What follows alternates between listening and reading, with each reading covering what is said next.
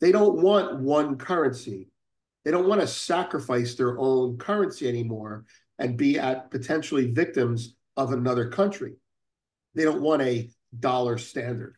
They would prefer a gold standard before a dollar standard.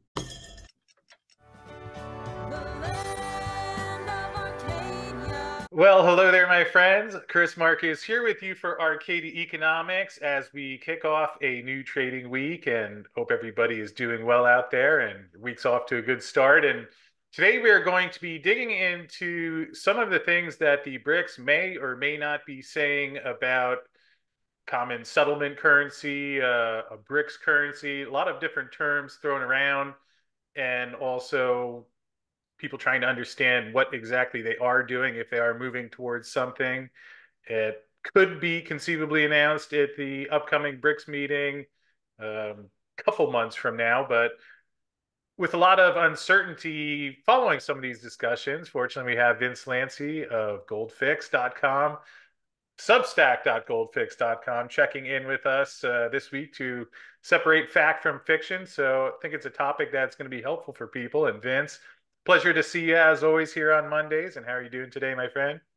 Thanks, Chris. This is a good one. I appreciate the call. This is a good one to talk about. Well, I'm glad that you're here and would like to start with something I saw last week from Luke Groman, who I'm a big fan of and learned quite a lot from. And he had an interesting tweet here that had me reading more about some of the things that have actually happened. And Luke mentions Putin effectively told everyone why a BRICS common currency has no prospects in his Tucker Carlson interview, rapidly increasing trade volumes and local FX being recycled into BRICS produced goods, with any remaining net surpluses being stored in gold by the BRICS Central Bank. And perhaps we could start there. Again, I think as people will find out today, there's a lot in the actual specific words that are used in some of these things. So why don't you start there and then we'll take a look at some of the things that some of the Russian officials have actually said on the matter. Sure, sure. First of all, Luke is absolutely correct. Now, I can't be I can't read his mind, but I'm going to try and uh, spell out a couple words that people may not know as well as he does. So, for example, Putin effectively told everyone why a BRICS common currency has no prospects. Now, common currency, first of all, can mean a single currency. So there will be no single currency, at least not yet. It could also mean a common currency that everyone uses. You know, in the countries, the people themselves, they go to the store, they buy a Starbucks with a BRICS monetary unit. And he's saying that's not happening. Now, I'm not sure how he's defining common, but I'm telling you that there won't be a BRICS currency that you're walking around to Starbucks. Okay. The second thing is the BRICS common currency won't happen because, and this is historically true, they don't want one currency. They don't want to sacrifice their own currency anymore and be at potentially victims of another country. They don't want a dollar standard. They would prefer a gold standard before a dollar standard. And that's the whole point of multipolarity. The second part of his statement, rapidly increasing trade volumes in local FX, that part right there means we're trading in our own money, rubles for yuan, what have you. Being recycled into BRICS produced goods. He's saying that BRICS countries are now making their own things, making their own widgets, making their own manufactured products, not just China, I guess is what he's trying to say. And then in parentheses, it says, with any remaining net surpluses being stored in gold by BRICS central banks. That's the key, right? That's the key.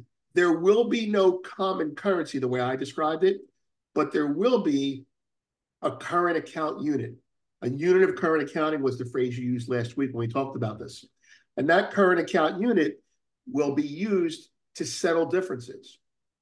Simply put, the world is no longer, well, this part of the world is no longer going to have debt with each other. At the end of every month, they're going to close their American Express card out carry no balances, pay no interest.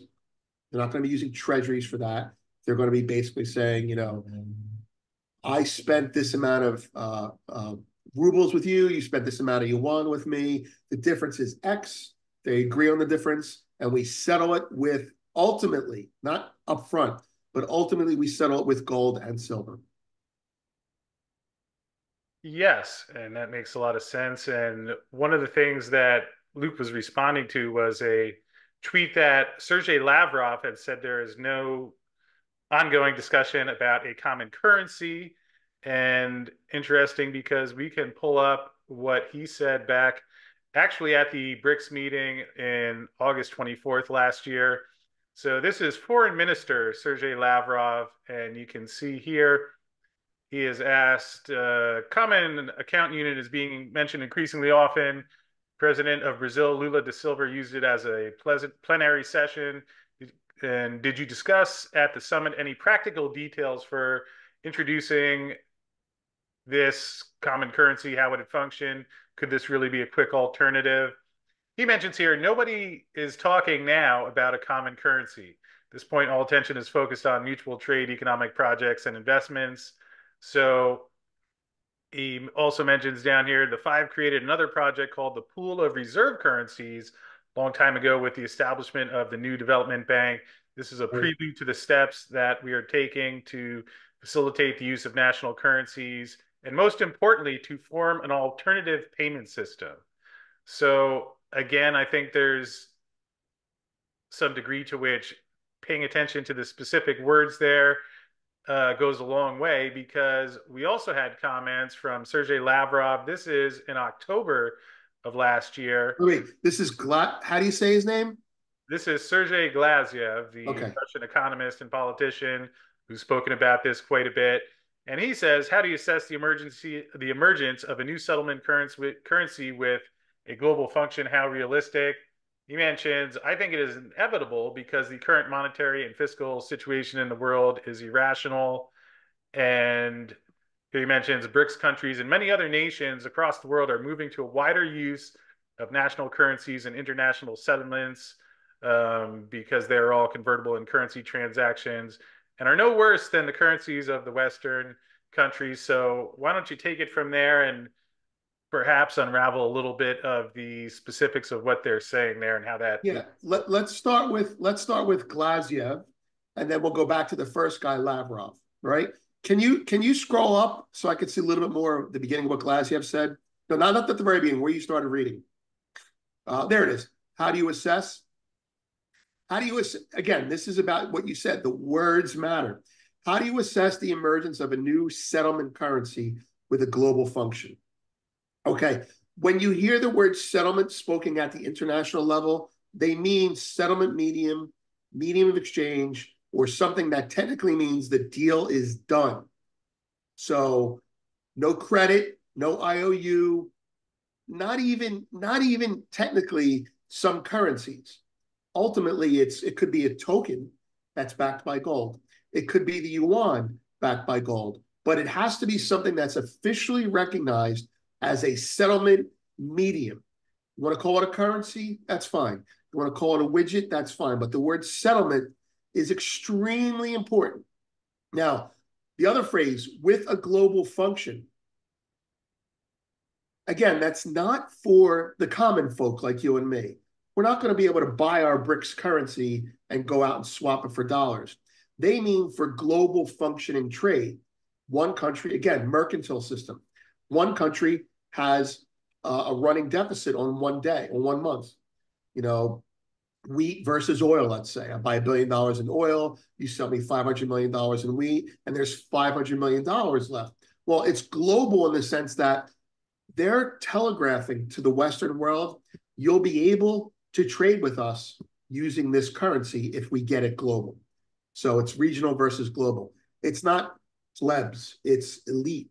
It's international money. It's mercantilism. So that's the first part. Now, that's the overview of the first part. Now, I think it is inevitable because the current monetary and financial situation in the world is irrational. All right, that whole paragraph there, he's saying unipolarity in the dollar, unipolar currency is no longer needed. All of our countries are no longer children. We can have our own economies. We have our own economies. Our currency should weigh in on the world. And this is the beginning of multipolarity.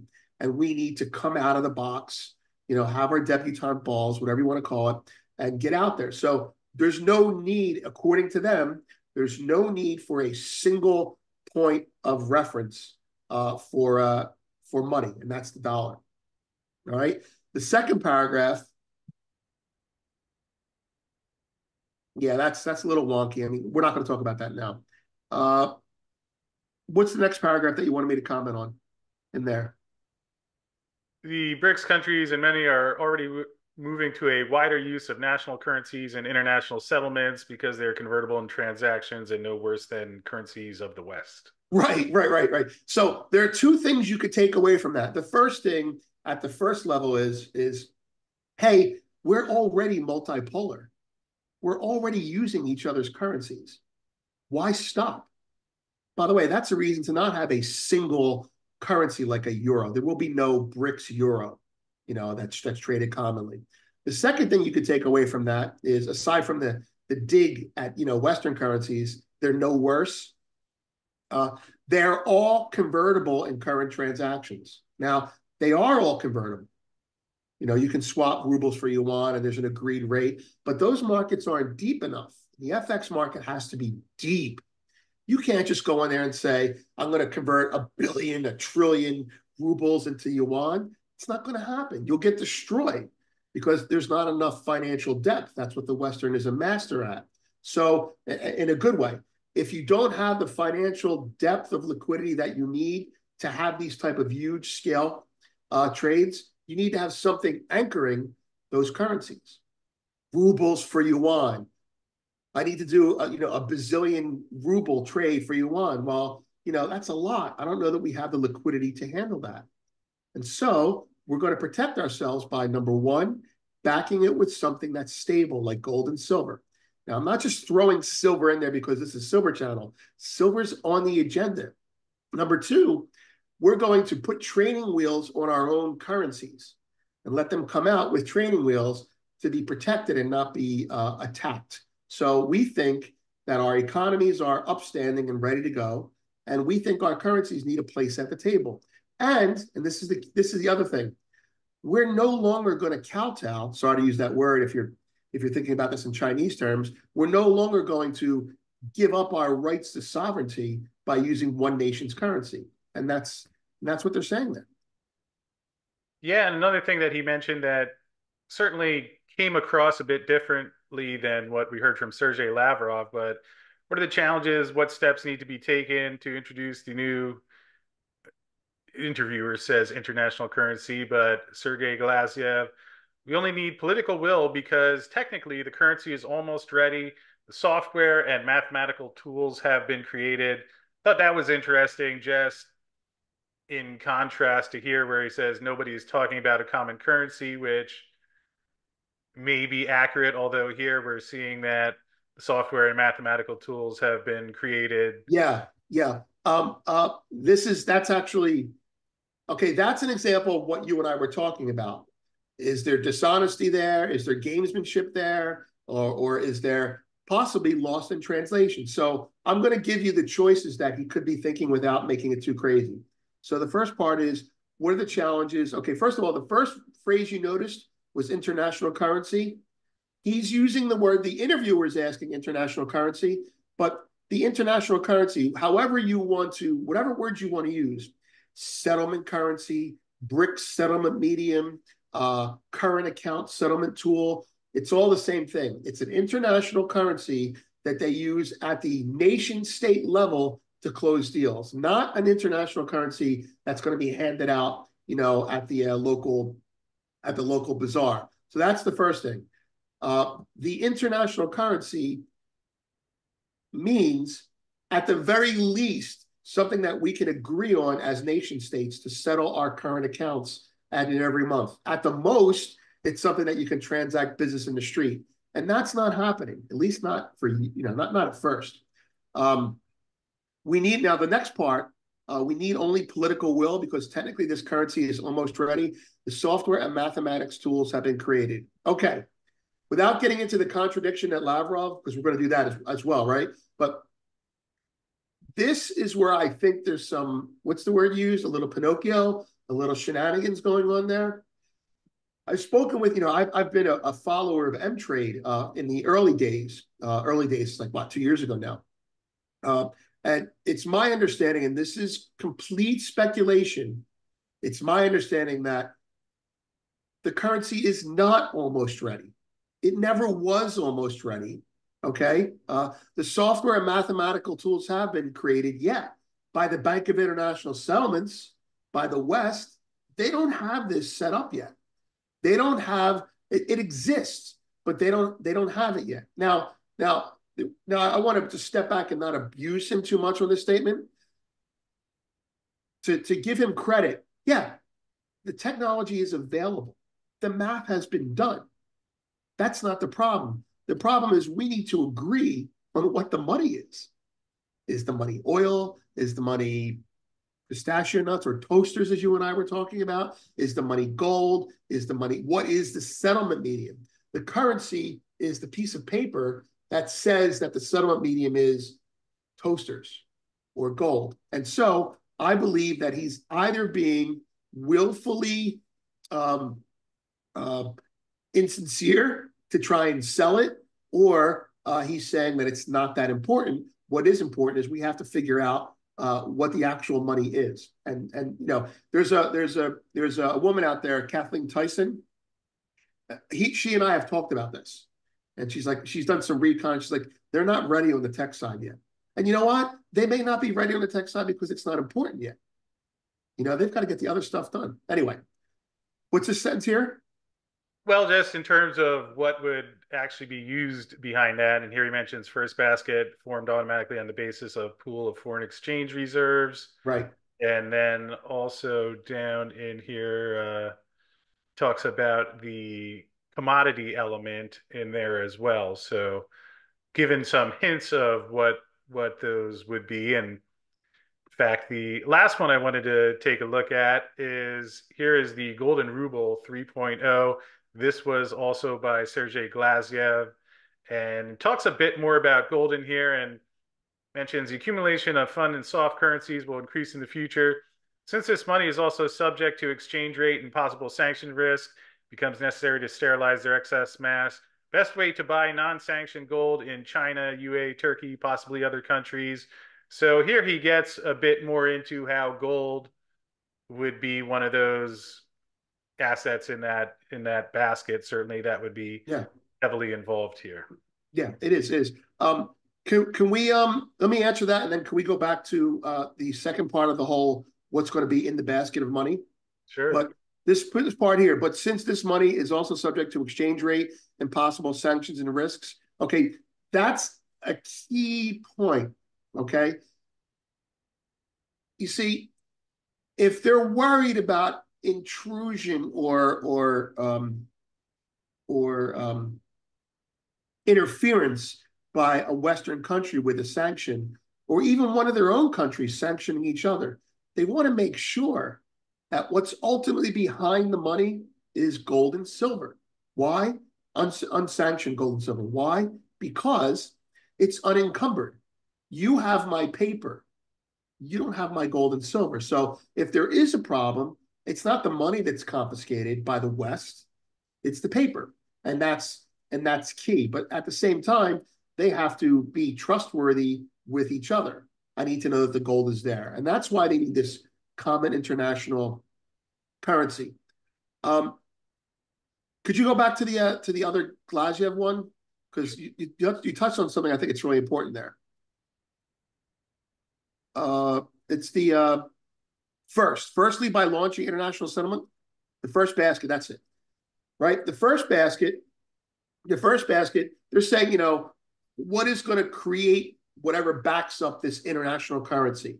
Now, again, international currency, settlement medium for international trades amongst the BRICS, eventually going out into the world. But it starts with the BRICS, right? So The first basket is going to be our own money, rubles and yuan and rupees or whatever, right? That's the first basket. The second basket is a basket of exchange rated traded commodities. Now, this is significant because this is where I picked up on this and actually wrote about it, is that they're saying that once you agree on, okay, your money is going to be in it and my money is going to be in it, but now we have to put in something else to offset the fiat, something that's real. Well, let's put in our commodities, and what you'll find, the conversation we had about toasters, I think should come into this. The second basket, they were trying to come up with something that was real, that would help to offset, kind of like an SDR, that would help to offset the ephemeral aspect of fiat commodities, and they came up with commodities. And the point was, in this conversation here, the rest of this paragraph is, we make the commodities, we have the commodities, they're plentiful, and we use each other's commodities. So why not have commodities in this basket that decides what the ultimate international currency we use is made of, right? But that created a problem. Yeah, and certainly when he talks a bit more about that back here in the Golden Ruble 3.0, interesting. He mentioned something I know you've talked about a lot, fixing the price of oil in gold at the level of 2 barrels for 1 gram will increase. Price of gold in dollars by 2 terms, calculated the strategist Zoltan Pozsar. And then also mentions here gold and silver have been core of global financial system for millennia, honest measure of the value of paper money and assets. Obviously, he's not a fan of the. No, can we stop right there? That's a great. See what we just talked about the commodities? They're trying to come up with a way to, your oil, my wheat, right? This is the key. This is like what you've shown is you've shown the path to them realizing that only gold and silver work. Okay. So on that other article, it said we're going to create a basket of commodities, and that basket of commodities will be added in, and we'll create this international settlement currency on a monthly basis. Some oil, some wheat, some pistachios, and it's like, wait a minute. And this is where I jumped in with my own analysis before. It's like, wait a minute. They're going to figure out that your oil and my oil are different. Not only are they different, but how we use them is differently. You may be using it to make, gasoline, and I may be using it to grease axles on cars. It's what you do with these commodities that makes them valuable. Okay, we need to find. So at this point, in that last article, they had to realize, well, if we can't agree on what a commodity is worth, and we don't all have the same commodities, what's the one thing that we all have? And what's the one thing that we all have that we agree on its price? And what's the one thing that we all have that we agree on its price that's not worth using anywhere else because it's too expensive? And that's gold. We all have gold. We all value gold the same way. We don't care about the Western exchanges dropping the price of gold. They had an answer to that as well, which is another conversation. And gold is also a commodity. Well, let's use gold. And so now you come back to this article, and he says, gold, this is their solution. We can't use oil. We can't use, what do we say? China buys oil from Saudi Arabia. Saudi Arabia buys wheat from China every month. And at the end of the month, they have to square up. What's the difference? Well, let's settle it in oil. Let's settle it in wheat. Let's put that in a basket. You can't do that. You have to pick something else, something that's A, not confiscatable by the West, B, not sanctionable by the West, same thing, but same idea, right? C, they all own, they all value, and D, cannot be destroyed or consumed. And that's gold. Now, he says along with silver there, and I paid close attention to that. And it was actually the basis of a post that I did after that. And the answer was, following the logic that I was going down and the evolution of their own thought process. All right, we'll use our own currencies. We'll use some commodities. Oh, we can't use those commodities. They're no good. Let's use gold. Well, not everyone has gold. This is about the time you and I started talking about India buying all the silver. Now, India has a lot of gold, don't get me wrong, but silver works. You're a Latin American country with a lot of silver. You're like, hey, I want in. What's my silver worth? Well, your silver's worth what it is compared to gold. And the ratio of silver to gold will converge on that. Anyway, first comes gold, then comes silver in these baskets. And silver has industrial applications. That makes it more volatile and more difficult to use. However, you can't destroy silver. It doesn't go anywhere. It's limited and it can't be fabricated. So that's why silver is going to be involved in it. So what they figured out is we need to create something that ultimately is a settlement medium that we can use to close deals every month to settle out our balances, going out back to what Luke said, the settled differences in gold. And that settlement medium has to be something that the West can't take from us. It doesn't rust, doesn't go bad. And that's going to be gold. And then it'll be silver. And that's what they're going to do. Well, that makes a lot of sense. And two last things I just wanted to run by you before we wrap up here. The first is here you did mention, according to Saxo Bank analysts, 2023 increased demand for the metal will lead to the fact that its price will rise from current 1,800 per ounce to 3,000 an ounce. As a result, there's real opportunity in the very near future to significantly increase gold reserves by both increasing the physical volumes of gold and by revaluing its value. So he was saying this in 2023. This article is from late 2022. Obviously, we didn't see move up to $3,000 gold yet. I've seen part of the way there. Although, any thoughts on how the increased demand for gold would affect the pricing in the scenario he's outlining? Sure, sure. That's funny that you say that because I just got to look at a report from Citibank. It's a very good gold report, and it talks about exactly that concept. And they actually used the number 3,000 in it. What they say is central bank demand is not going away, and they pegged it as central bank demand is between 19 and 1950 now. They're not chasing it, but they're there. Tactically, that's where they are. And then they said, if the West, specifically the US, economy has a soft landing, then gold should have a year that ends up at 2150, which I thought was interesting. But the thing that was really interesting is, if you look at this Saxo Bank analyst comment, what gets gold to $3,000? And I'm going to tell you, according to Citibank, what gets gold to $3,000 is another geopolitical black swan.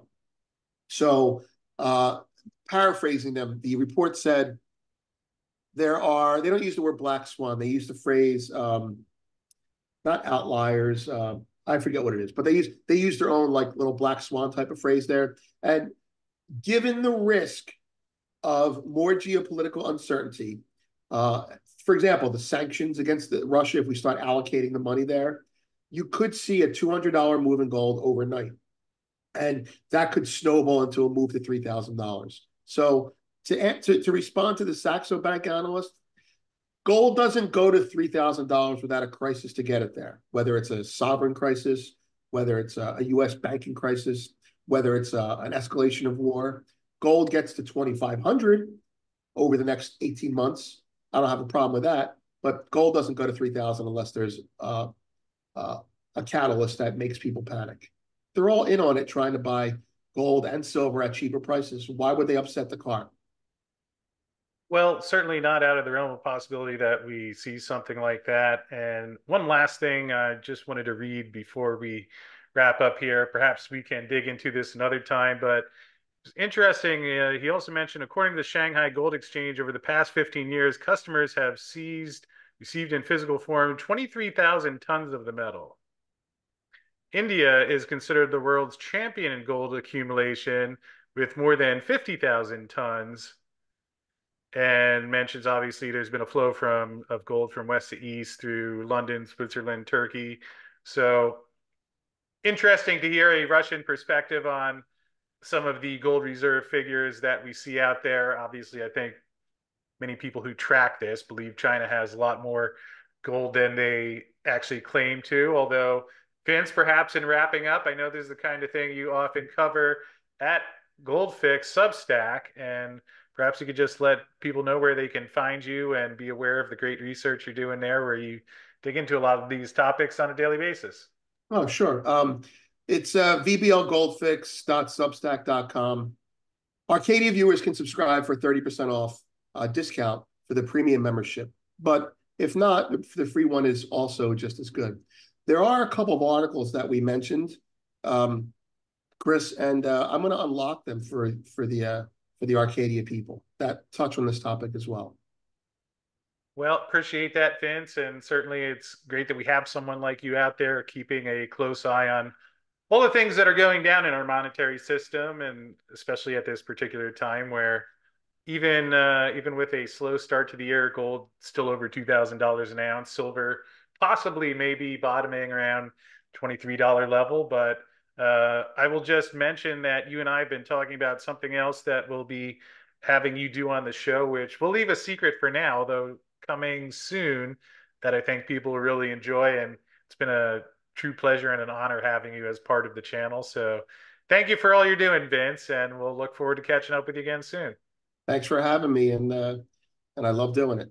Well, thank you, Vince, for everything that you shared there. And thanks at home for watching. Hopefully, that helped to explain a little bit more some of the semantics going on in this ongoing discussion of what the BRICS will do, how they will connect some of the different countries to make the payment system less based on the dollar and US treasuries and facilitate international trade as we continue to see that movement taking place. So, in wrapping up, would also like to thank First Majestic Silver, who released their exploration results at San Dimas, Santa Elena, and Jarrett Canyon last week.